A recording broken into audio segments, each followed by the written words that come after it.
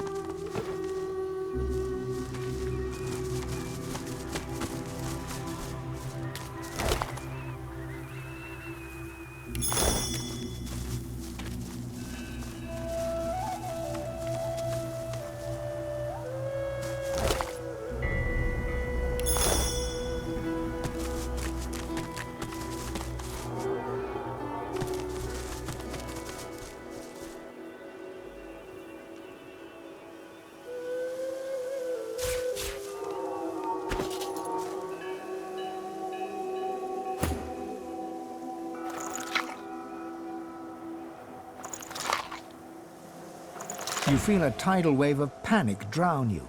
You try to crawl away, but claws pin you down. You look up to see a fanged maw lunge at you. You shift uncomfortably as the wagon traverses a patch of bumpy ground. The Magisters haven't removed your shackles, even though there's nowhere to run. You sigh and gaze outward. The landscape rolls past, empty and still. But then, you see something flying close to the horizon. Several things, in fact. You peer closer. What are those? Birds? Your eyes widen as they draw nearer. Those aren't birds. You turn around to shout a warning, but it's too late.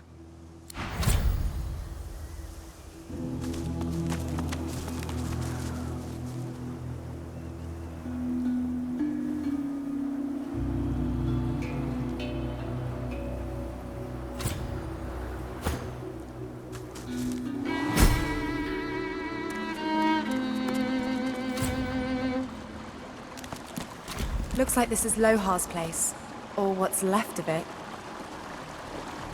Could Mordus have survived this?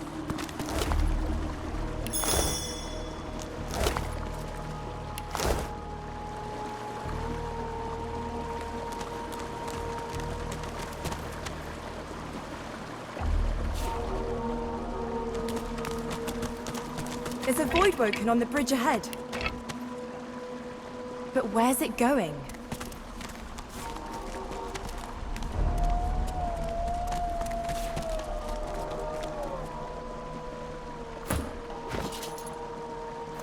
You sought escape, but something stalked you. You fled. It followed. You came across a pile of bones. In that moment, you knew that this would be your fate. An ancient memory overwhelms you. You are no longer you, but you still sense source saturating the air, more than you have ever felt before. You watch a figure stride through a cavern of amethyst and rose quartz, a man. No light touches this place, yet the stones and minerals illuminate his way. The man approaches a pearl sphere atop a pedestal. He lays his hands upon it, and source rushes through his fingers, and you are thrust back into reality. The memory fades, but you still sense the source the man has commanded, as if you'd possessed it for yourself. You lose yourself in an ancient vision. As the man you saw before touches the pearl orb, you begin to feel yourself be. Various shades of grey swirl across the globe's surface, then part. You are free, joined by 7 others, summoned by sacrificial source. The 8 of you rush forth as shadows, past the globe, past the man whose body now lies limp on the floor, past the jeweled walls. The vision ends just as you emerge from the cavern. This memory, it feels ancient, a lost place in a lost time.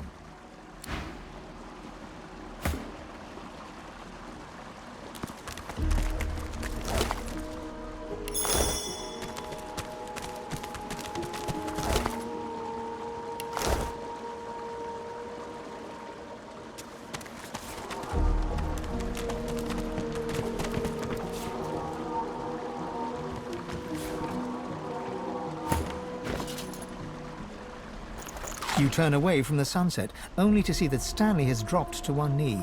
He holds out a ring to you with a sheepish grin. Your hands fly up to cover your mouth, but too late to prevent a happy gasp of surprise from escaping. You didn't think he had it in him. You fall into another memory. You emerge from the crystalline caves, past the orange rubble jutting from the ground, and rise above a shimmering lake. Surrounding the lake is a throng of figures, your worshippers, our worshippers. They will deliver your rightful power to you. You will be as gods. The mob drops to its knees as one. The shimmering lake, once placid, begins to boil and bubble, draining source from every supplicant. The past fades into the present. You see through your own eyes once again. You keep your eyes shut tight, muttering rapid prayers to the 7. All around you is a cacophony of wails, whimpers and cries for help. You try to shut them out and pray with even more desperate fervor. A loud, inhuman roar suddenly cuts through the cacophony. You cover your ears with your hands and pray on.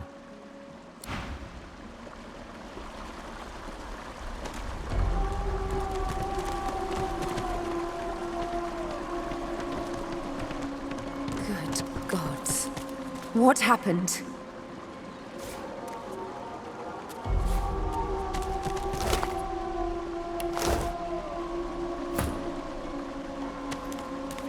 The dwarf rocks on her haunches, gnawing at her own bloody knuckles. Her wet, fearful eyes flick to you. She lowers her fist just enough to hiss a warning. Away! Away! Too noisy! It'll come back! It'll take me too! She shrinks into the fetal position. It'll come back! It'll come back! It'll come back! It'll come back! And we'll all be eaten alive! Get away from me! You're already dead! You're eaten alive! Eaten alive! Get away from me! She clamps her hands over her ears and shuts her eyes.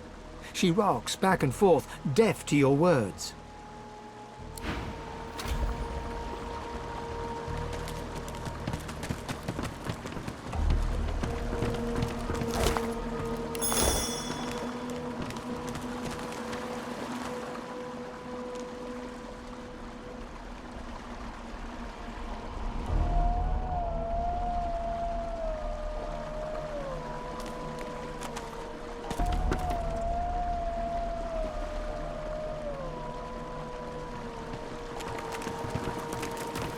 Her gaze falls on you, a glimmer of awareness. She raises her hand as a greeting, or as a warning. The spirit takes a deep breath and bellows silently. A distant cry echoes along the cavern. Run!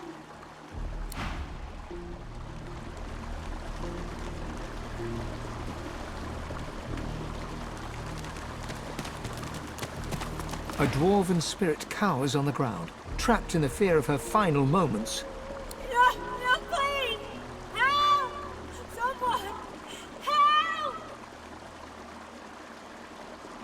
With growing horror, she turns her focus on something unseen, looming high above her.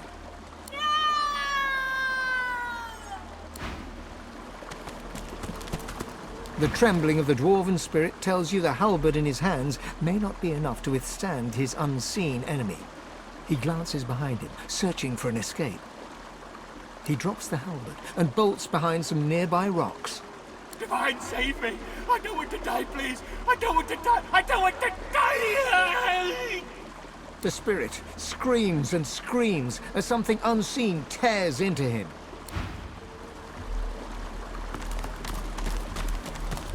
A frantic dwarf knocks an arrow to a phantom bow. He lets it fly at some towering, invisible horror, visible only in his mind's eye. He reaches for another arrow. Keep firing, damn you! He has to have a weak spot. He has to! The spirit looses the arrow. It evaporates into nothing against your skin. No pain, though a shiver runs up your arm. He drops his bow and yanks his sword from its sheath. Come on, you filth! Let's see what your insides look like! There's nothing there.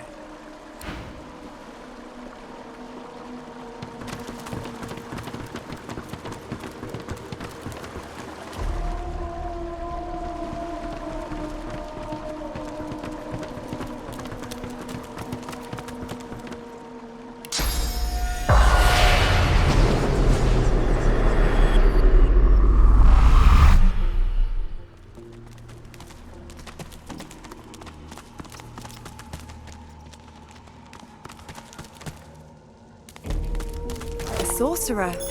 Still wearing the collar, too. What are you doing? They're close. I can feel them. Run. For the love of the Seven, run. There's no time. Run, you idiot. Run!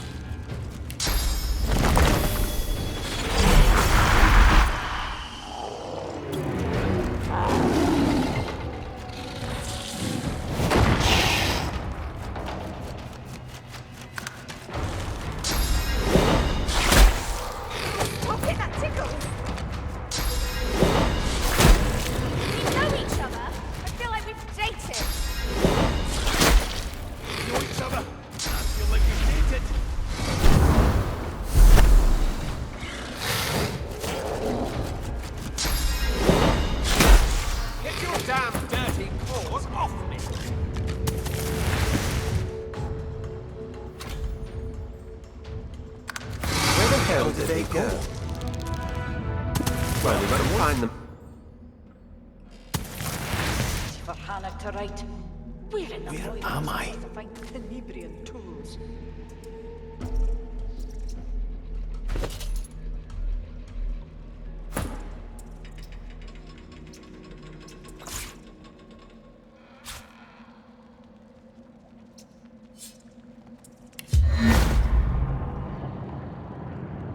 Wonder where the others might be. I need advice right now. Wonder where the others might be. I wonder where the others might be.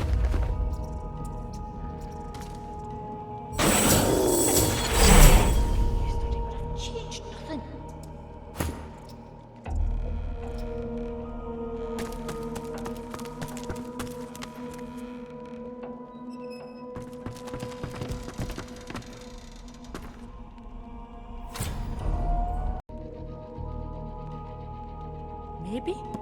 The dwarven woman hums to herself as she works with total focus and concentration. Her ears twitch at your approach, but she does not turn to you. Yes.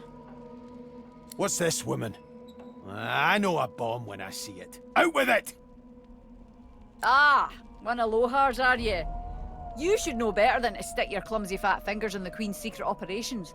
Beast raises his fists in a rage.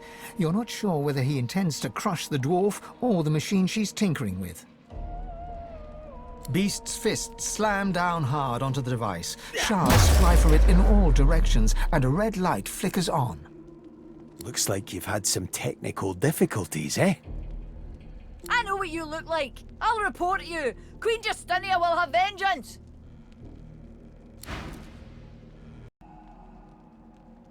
The dwarven woman wrings her hands as she examines a contraption that looks broken beyond repair. Her ears twitch at your approach, but she does not turn to you. Yes.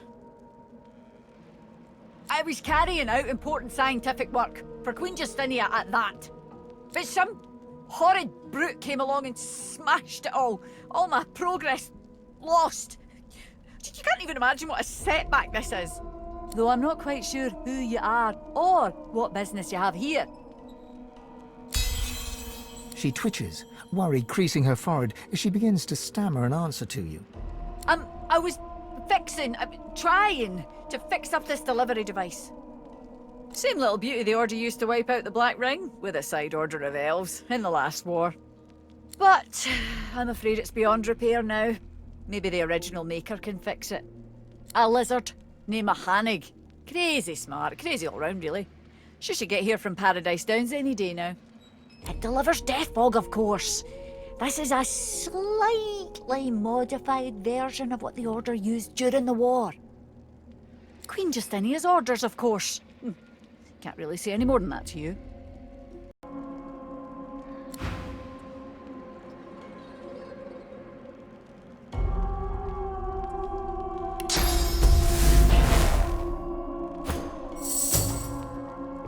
What I wouldn't give for Hanig's advice right now.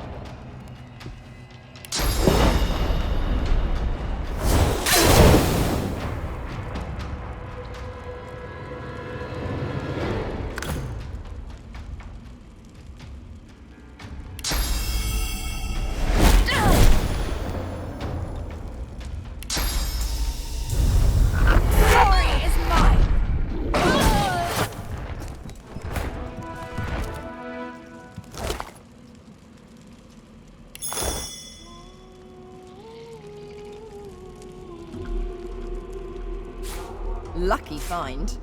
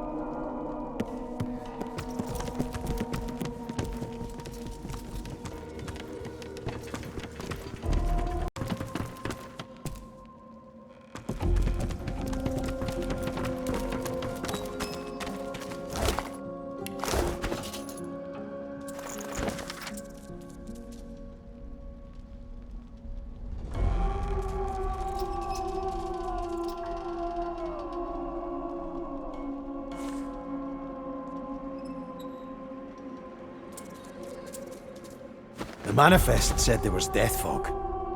There's no death fog here. The thought of death fog gives you pause.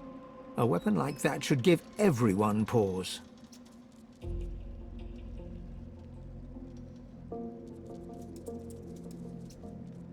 Ah, death fog. Instant victory. I always applauded Lucian for using it. I wouldn't use this garbage against my worst enemies. Some lines ought never to be crossed. This scourge, this destroyer of my people should be wiped from the face of the earth.